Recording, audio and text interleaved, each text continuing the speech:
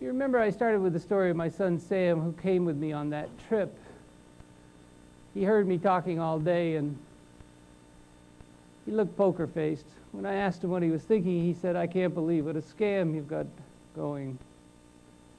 Maybe it's just a grand rationalization on my part, but I think the reason he felt that way is he heard me talking about ordinary, everyday things. Things that to a 14-year-old boy just seem like they ought to be obvious. But things I think sometimes we're most apt to miss. In our efforts to provide people with special services and supports, sometimes we miss things that are right under our nose. I meet a lot of people in my practice who have what are defined as problem behaviors, difficult behaviors. The vast majority of people I meet in my practice who do are lonely. It's not the only reason why people have problem behaviors, but it's the leading cause of problem behaviors. It's loneliness, and I'm pretty sure you know what I'm talking about. What we do as response in this field is to give people coverage when what they desperately need is to be in relationship, stable, predictable, enduring relationship. And the reason for this is their brains and our brains are organized around social connection in ways that are unexpected.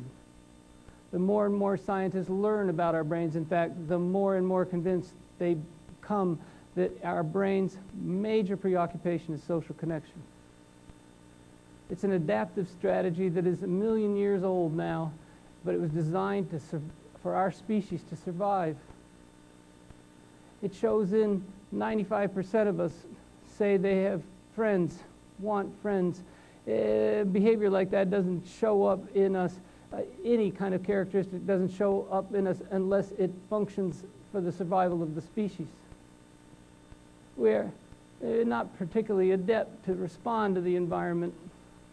We don't have much hair on our body, and we're not particularly fast or even particularly strong, but we're very clever. And working in pack, finding ways to cooperate is a critical strategy to help us get where we are today. In fact, we wouldn't be here in this room today had we not learned about cooperative behavior.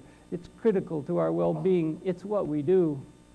We're like geese that fly in a V formation or fish that swim in a school. We're like water buffalo that herd together, that antelope that run together in patterns. It's what we do. We are, in a nutshell, pack animals. And each other, we have influence over each other in ways that were unimaginable even a few years ago because of this growing technology that allows us with precision to see the brain and its mechanisms. And what scientists are learning is the more they know, the more they are convinced we are social animals.